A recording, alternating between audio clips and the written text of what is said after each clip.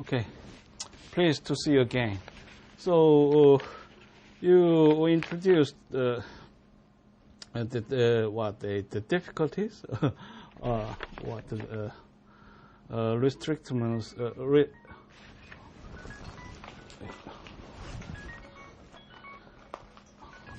I have to make it that.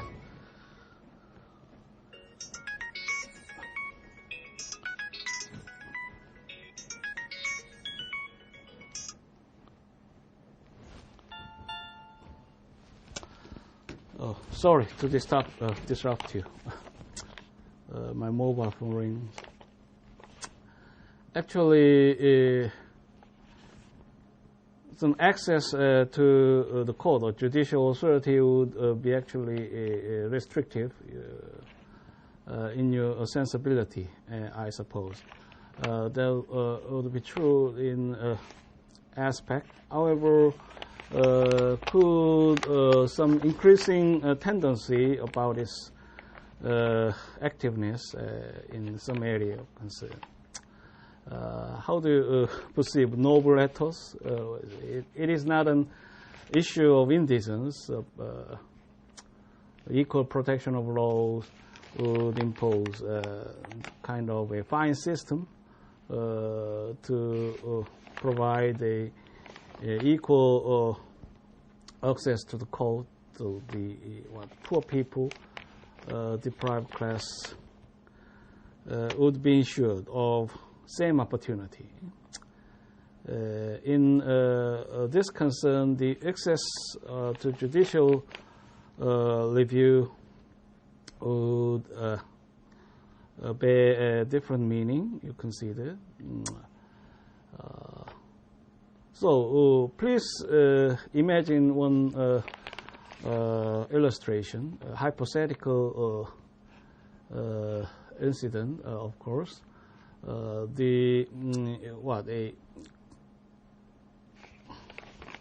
Some couple might drive to entertain the scenes of spring in South Korea, and they will soon marry. So the wedding date prepared in several days, but unfortunately they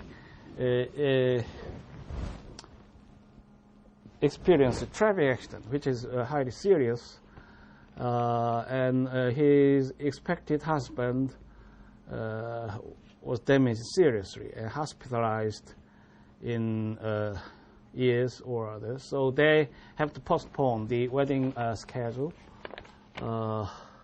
Then, how do you consider if the court would deny the suit raised by the expected spouse, husband? Of course, expected spouse, a wife.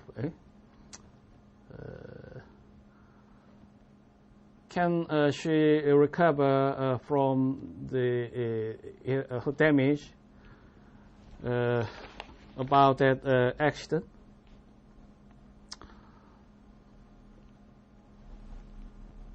It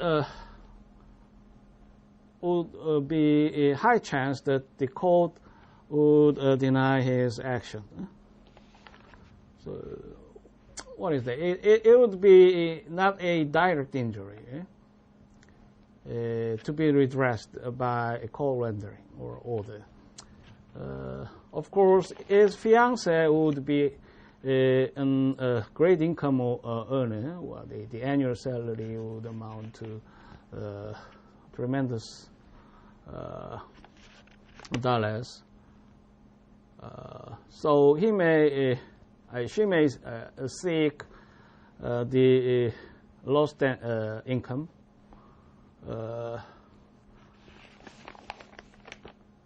on behalf of her. Could it be permissible? We will not say yes. Of course, the husband case would be independent. So the court viewpoint about damages or redressability would not be generous, and strictly framed to comply with legal requirements. The area of laws now developed of history would not limited, you see. And also consider the exercise some comparative viewpoint about the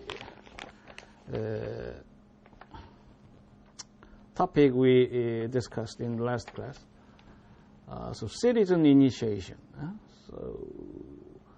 For example, we have long aspired to have a system and institution in terms of human rights protection and others.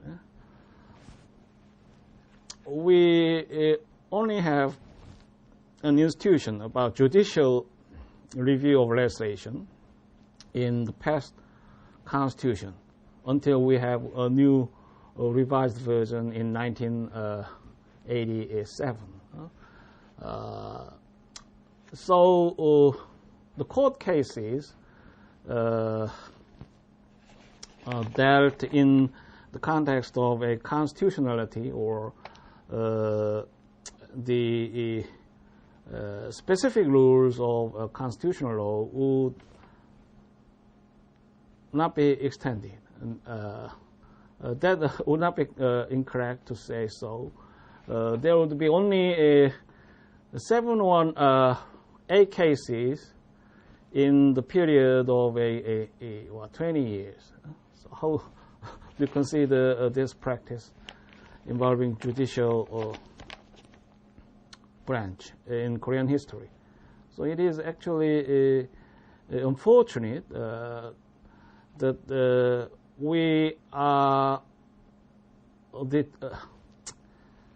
so seriously deprived of or stripped of any constitutional safeguard about our public lives.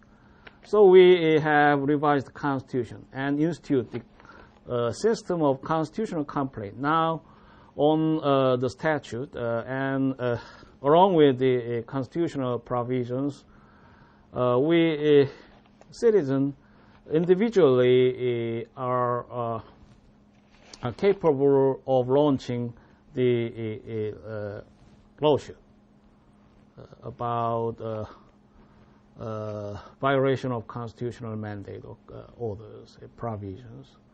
So we have a take of a court opinions since 1987.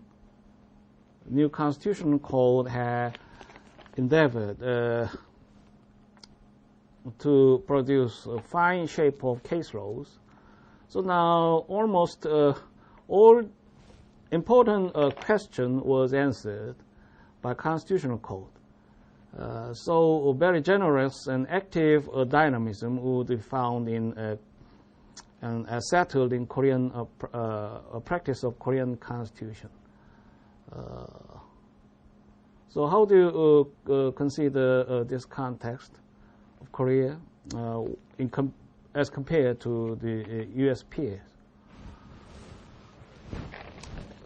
Still, we have some issues unresolved. For example, what is that? The taxpayers' litigation also one issue contended in that context. And typically, I now also raise a concern about action or inaction. What is presumption of unreviewability?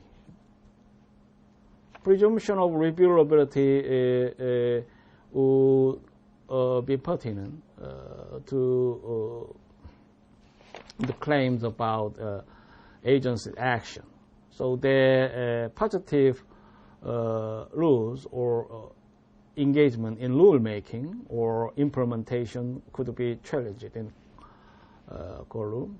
However, inaction would be delicate, and also the court would favor the presumption of unreviewability since the EPA, for example, would be allowed not to act. In some cases, it is compelled or coercive to enforce the statute actively, positively, and the breach of that mandate would merit to buy a court litigation. Generally, court inaction would possess less quality to be challenged. Although that could not be absolute. And the scope of review would also favor administrative absolutism, as we consider Chevron. However, the court also diverges on a case-by-case basis. So the difference from the United States would lie in the fact that they would not be definite about assumptions of others.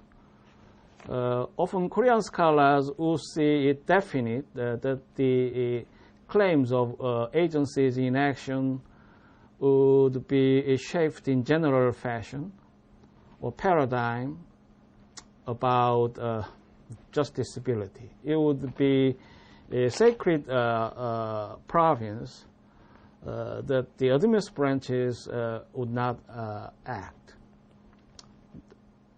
The tendency would be shared in similar ethos or compassion, or in terms of a structural consideration of issue. However, the American authority would not be definite between two concepts. So they dualism would not prevail absolutely. So case by case basis. However, and also the specifics and details of statutory provision would govern the disposition, determination, whether it should be treated by judicial authority or defer to the state action. So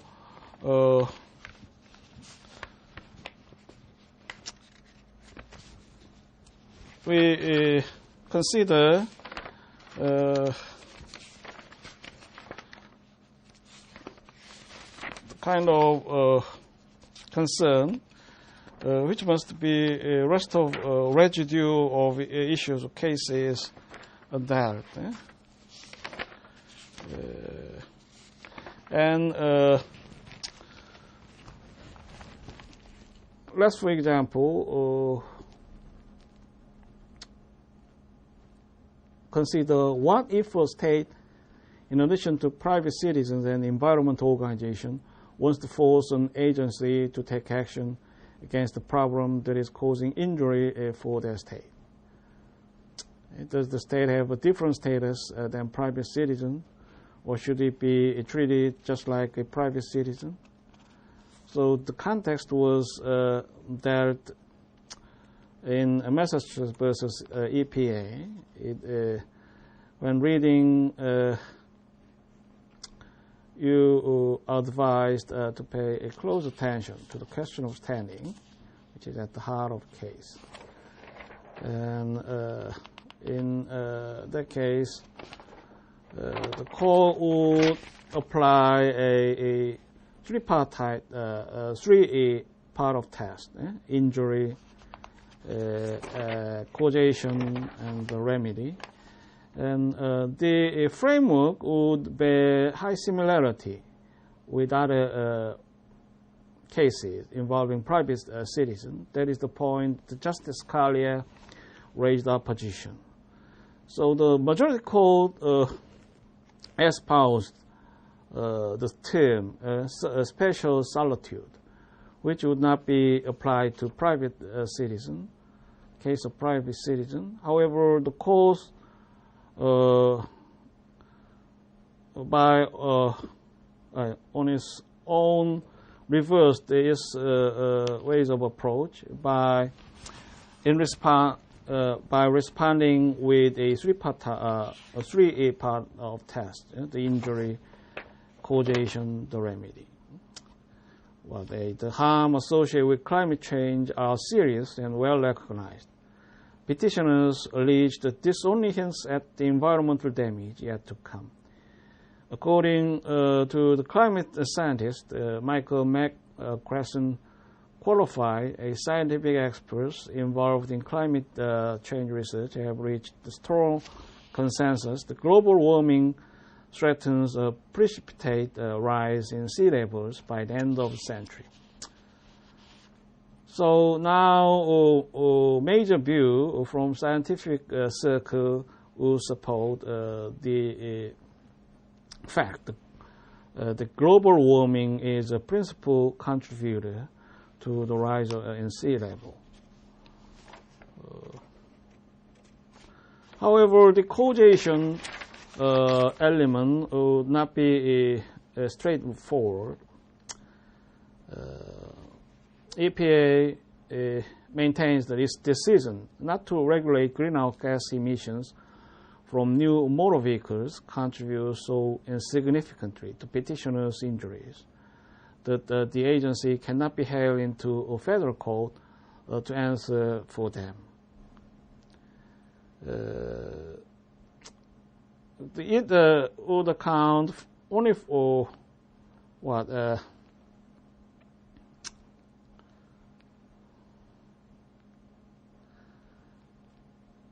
actually, United States transportation sector emits an enormous quantity of carbon dioxide into the atmosphere, more than 6% of worldwide carbon dioxide emissions. So, United States will still rank as the largest emitter of carbon dioxide in the world, outpaced only by the European Union and China. So, ranked third. The court view would point to this aspect. Although EPA argued otherwise, that the contribution of China and India would be enormous to blur the exact consequence of air pollution. How do you assess the court framework? While it may be true that regulating motor vehicles' emissions will not by itself reverse a global warming, it by no means follows that we lack jurisdiction to decide whether EPA has a duty to take steps to slow or reduce it.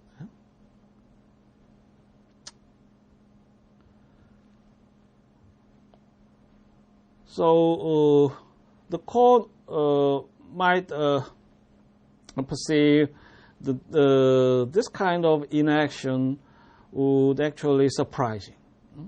So highly stirs alarms the court monitor of this issue. So the majority opinion could be sensed in that aspect. That discretion is at its height when the agency decides not to bring an enforcement action. Agency's refusal to initiate enforcement proceedings is not ordinarily subject to judicial review. So we also have an awareness that EPA have two important exceptions. The permissible scope of discretion would not be intervened by court. Actually, the extent of discretion might be enormous, beyond the control of a court judicial authority. And also, you will conform one other exception.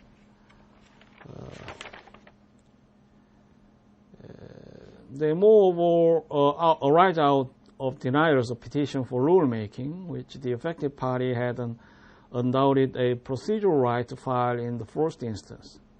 Refusal to promulgate refusal to promulgate rules are thus susceptible to judicial review, although such review is extremely limited and highly differential. So you will now need to have some provisions and sections from the Clean Air Act. So it incorporates important standard to dispose this case.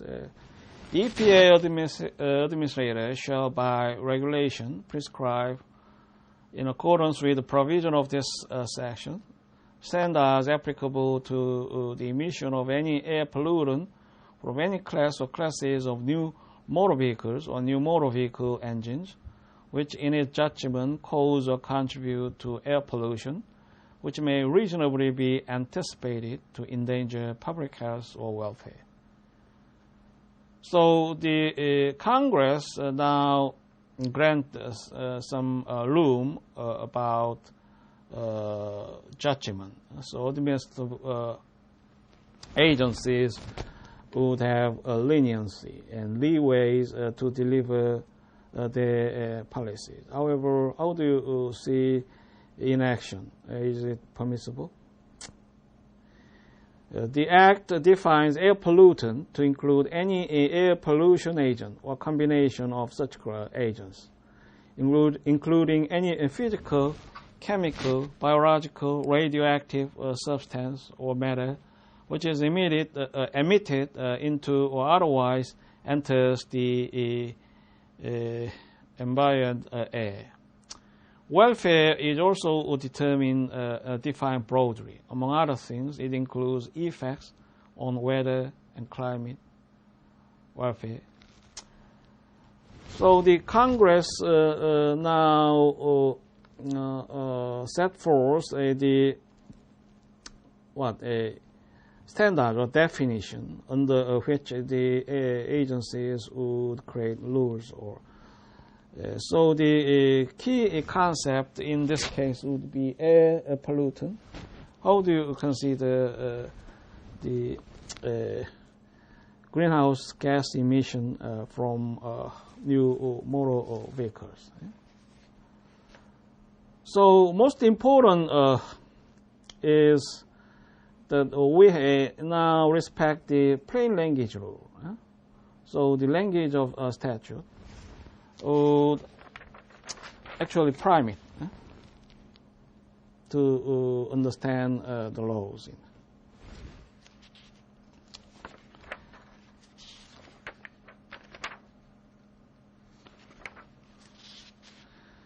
So the judgment of Court of Appeals is reversed, and the case is remanded for further proceedings.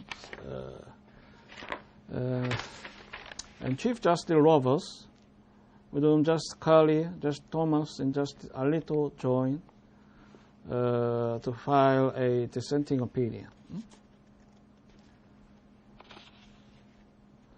So how do you assess the opposition viewpoint of dissenting opinion?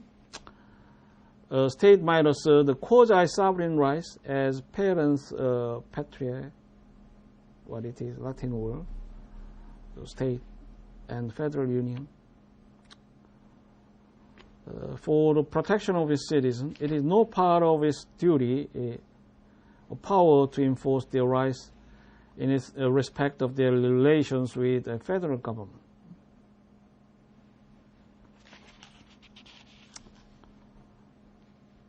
So in this context, the parents patriae would pertain to citizenry.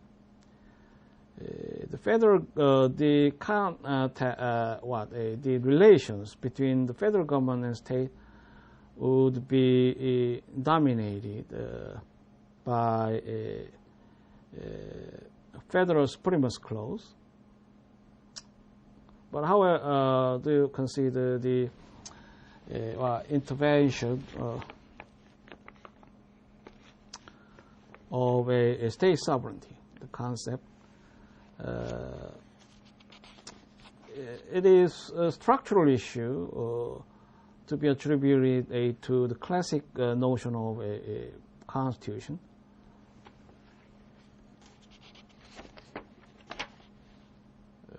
The very concept of global warming seems inconsistent with this particularization requirement. So harmful to humanity at large would be an attribute of this issue, not particularized harm or others. So we have many cases and terms of employed by court.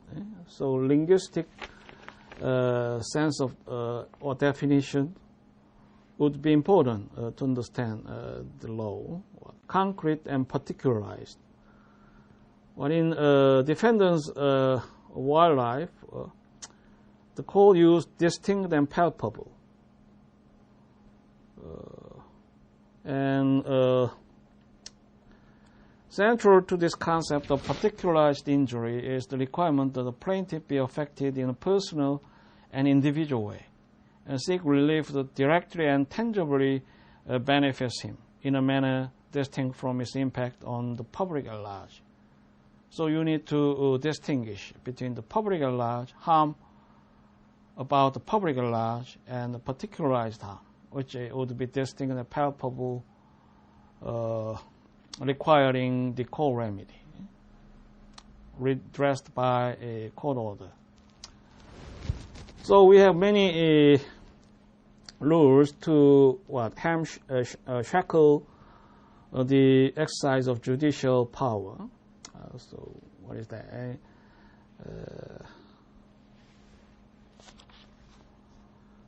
Merely a speculative question could not be addressed, for example. And transcendental or highly differential question would not be dealt in court. And also there should be a distinct and palpable harm.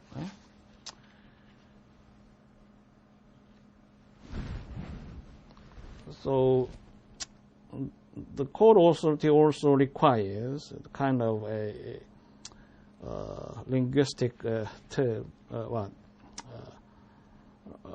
linguistic sensibility, as in terms of actual or eminent, non-conjectural or hypothetical, and real immediate danger to the privileges or entitlements rise in most strict concept, right, interest.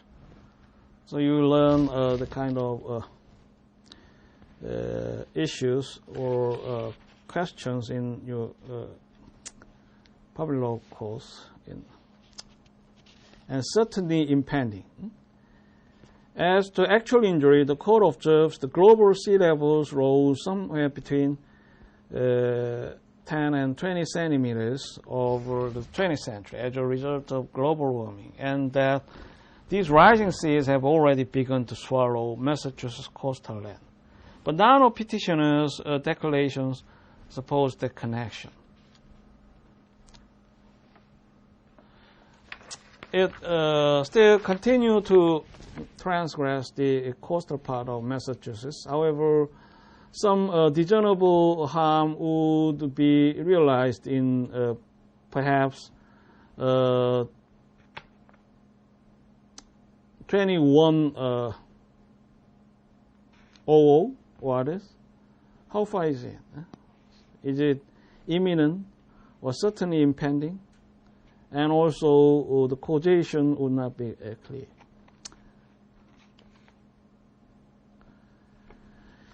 So in the view of dissenting opinion, to establish standing, petitioners must show a causal connection between the specific injury and the lack of new motor vehicle greenhouse gas emission standards, and that the promulgation of such standards were likely to redress that injury.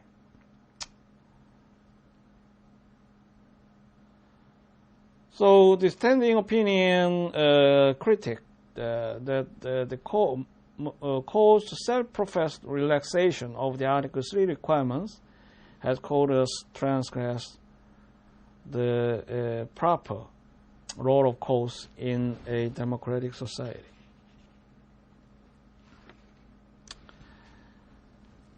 And also, Justice Scalia said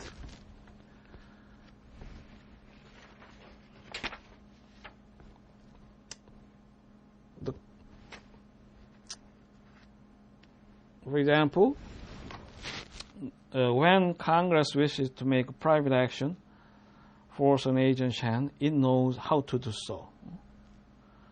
Where does the CAA say that the EPA administration is required to come to a decision on this question? Whenever a rulemaking petition is filed,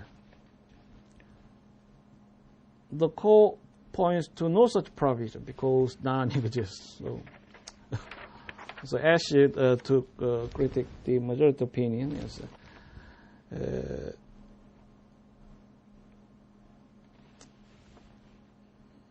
So actually, Justice Scalia also agreed that the statute conditions the exercise of EPA's authority on its formation of a judgment, and there is no dispute the administrator has made no such judgment in this case.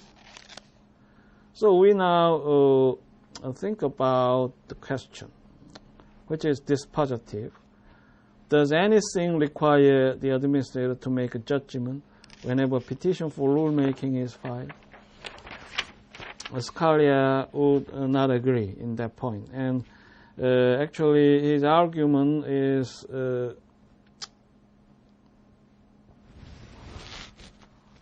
controlling. For example, in terms of a plain language rule, what the term air pollution is not itself defined by the CAA. However, this is a crucial concept to be churned about evaluation of a administrative discretion. Must accept EPA's interpretation of that ambiguous term, provided its interpretation is permissible construction of the statute. Also, this phrase is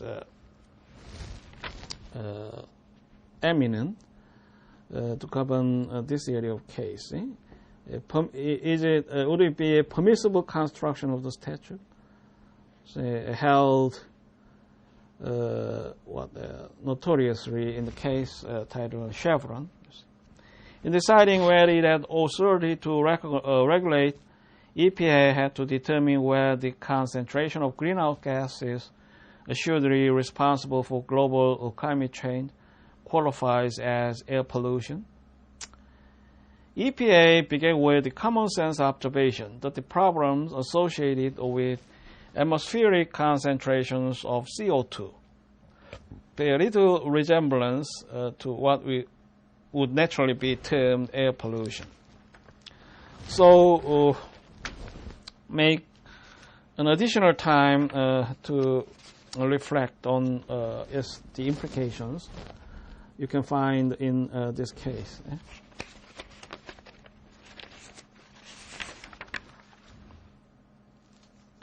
In the case entitled Environmental Defense Fund versus Luxuros, you will consider the court position about an opportunity to examine how the politics of administrable law are shaped by the legal ideology of courts.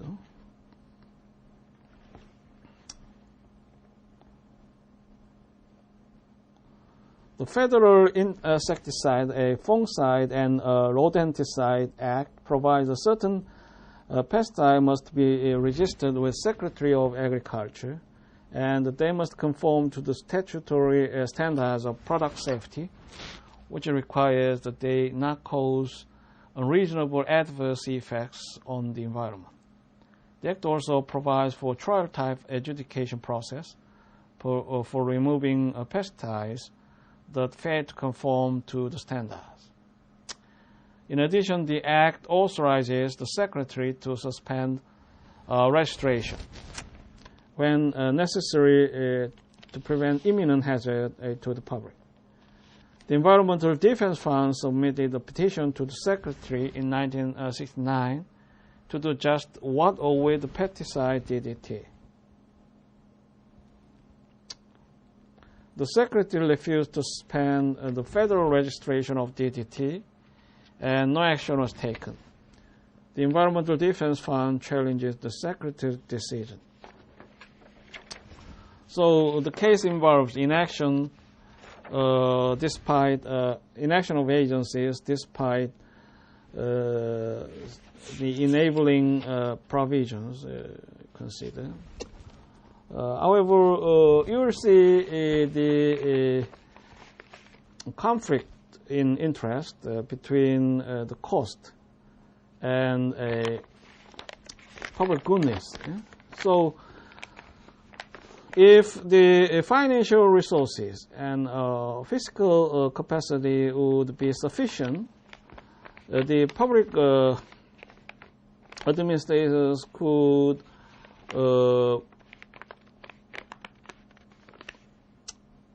tender extended hands or engagement, so might turn to see a better environment, for example, and more or decent standard of public health. However, it will not come so easy as we consider. And also the idealistic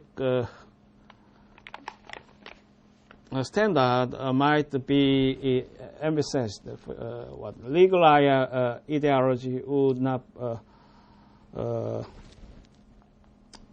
correspond. However, since many issues as we have surveyed structurally and also so the cost factor also intervenes to shape the core attitudes.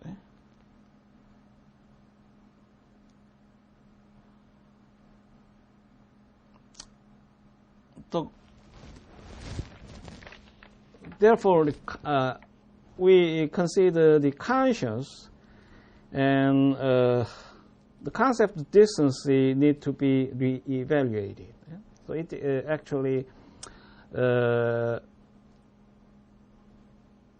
factors within the constraint of a public sector.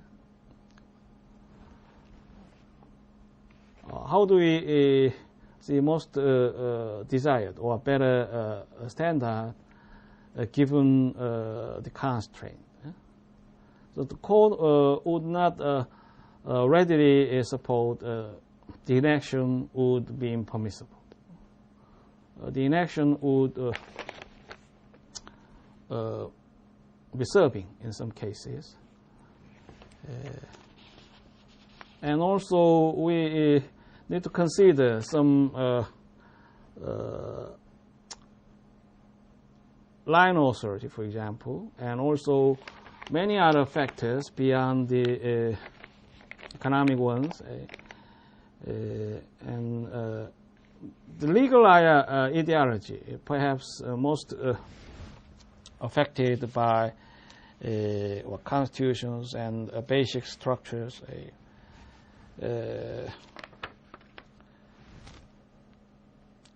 would also infuse the ideas to shape the whole holistic picture of public administration. In this case, for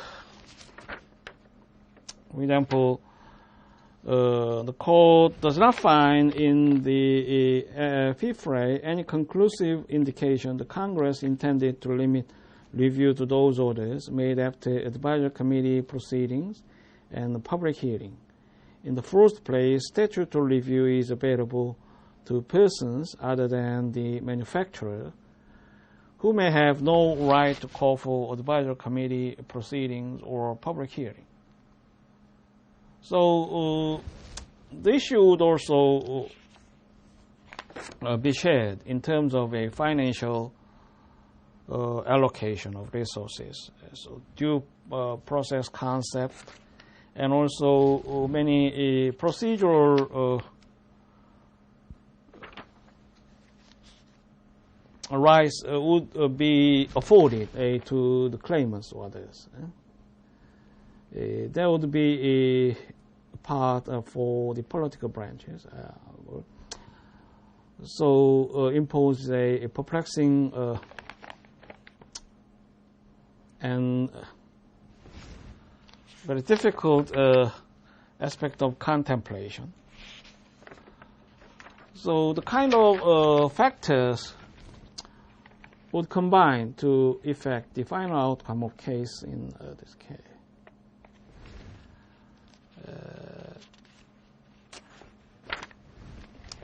And for example, the structural issue also mandate the limits of de novo review.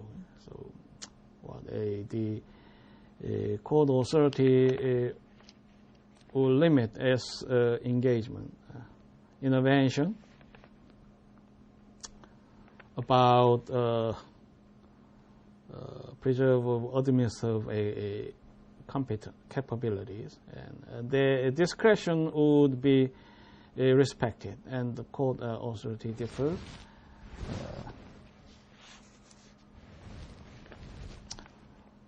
So actually the expertise of the bureaucrats and the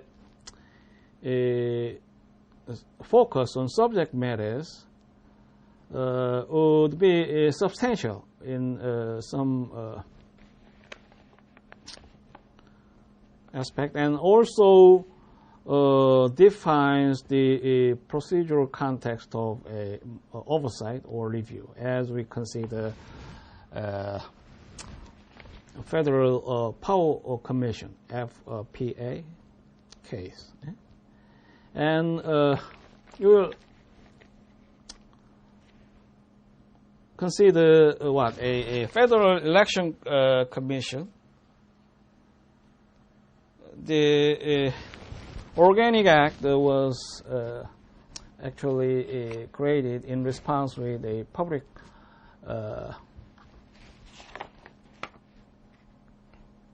criticism about corruption is. A campaign, a fundraising would be a subject to challenges from civic groups and others. And the act, however, would not be enforced any effectively, and in some sense might be paralyzed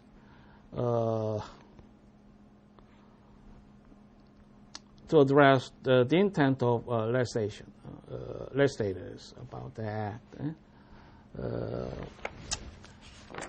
Then, how do you see it justifiable to compel the enforcement of the statute?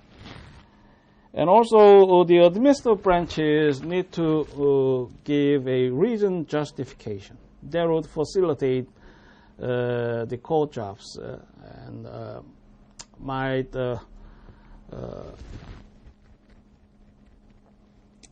induce some supportive viewpoint from the court.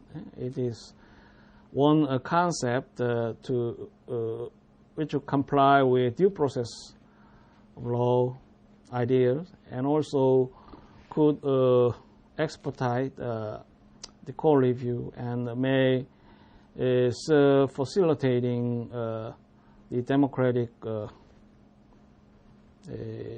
paradigm of interaction or participation, and it would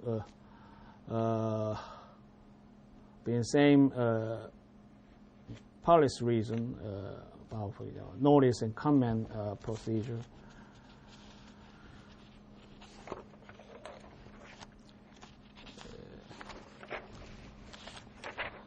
So I have many to explain for this class purpose. Difficult to locate where the resources would now in place. Okay.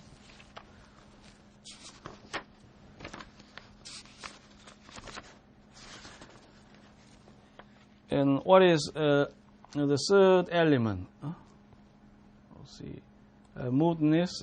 One notorious case with a macro defense. He is a law student in University of Washington Law School. Actually, he was denied an admission initially, but upon the progress of litigation, the University of Washington Law School decided to enroll this person, and over the progress, he actually granted the law degree. So all the interest, particularized to the person of a defense, was settled and resolved. So what else the court would like to involve? The redressability would come. What actually inertia, inoperative, no effect. Then the court need not to progress further about the case. So we see some distinct attribute of judicial power. There would be some extent of exceptions. Typically, you will discern in your constitutional class of Republic of Korea, or what they would go further to progress over moot case if they could identify any independent interest about general public. So the issue might die. However, the case might die since no further engagement is necessary about specific context of case. However, the issue would be general, which party in want of a general clarification. So actually, we have some need to about public standard orders. We like to see the court viewpoint about some gray area of unsettled questions or issues. Then the court would nonetheless progress to express their opinion or views.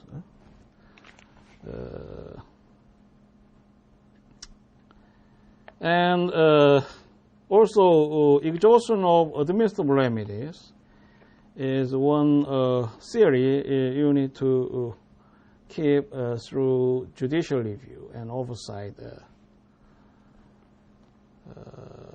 The ripeness doctrine and the law requiring the plaintiffs exhaust their chances for administrable remedies are sometimes virtually indistinguishable. So it's fairly similar in impression. However, you may have point. A case that is unripe is somehow incomplete. Further facts need to be developed or rules interpreted, and the court does not have the final problem necessarily before it. Exhaustion is narrow. A decision is final. A potential or actual harm has taken clear shape, yet the agency itself may provide relief from the harm the plaintiff fears. Exhaustion is thus primarily a gatekeeping rule, one designed to avoid work for cause unless and until it becomes unavoidable. So there are many practical reasons and practical or theoretical reasons to grant this exception, exhaustion. So you may think about expertise or the distinct context of a executor law, and they also have some extent of delegation about public policy making. They have authority to create the rules and other. So semi-legislature as compared to the judicial authority. And also the structural issue, we explore the concept of a fourth branch might fall within the executive in terms of constitutional, U.S. Constitution. So it also encompassed with a interbranch committee or mutual respect. So the intervention of courts would be polarized only when it the review becomes unavoidable. There are, of course, some exceptions to the exhaustion remedy. For example, an agency may provide an opportunity to appeal its decision, yet have no authority to award monetary damages. So it's just within the consideration of theory. Practically, it would not be so marginalized nor polarized. Many administrative action or inaction now in the disputed in court. When no statute or agency rule requires claimant to exhaust appellate remedies, the Supreme Court held in 1993 that the decision of the administrative law judge become a final agency action and may be taken directly to the court. So you will find this mandate in Section 3704 in Administrative Procedure Act.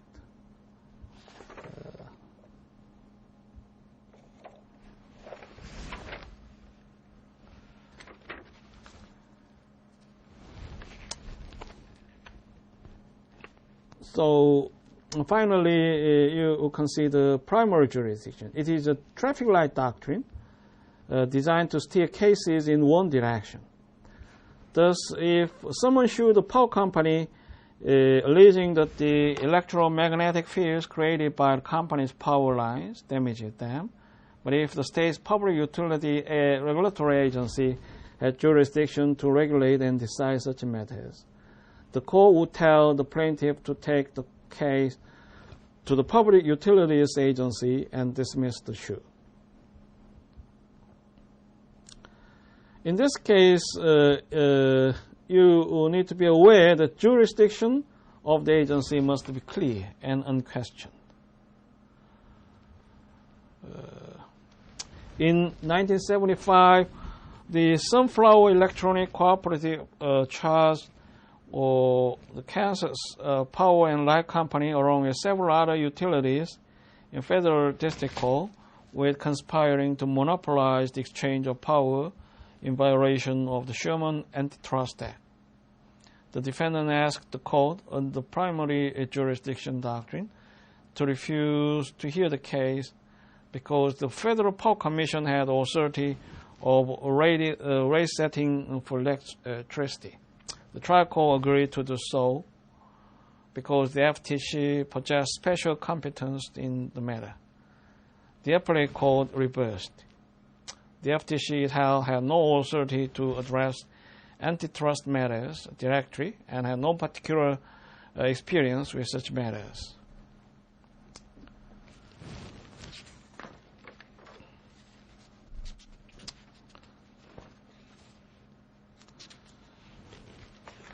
Okay.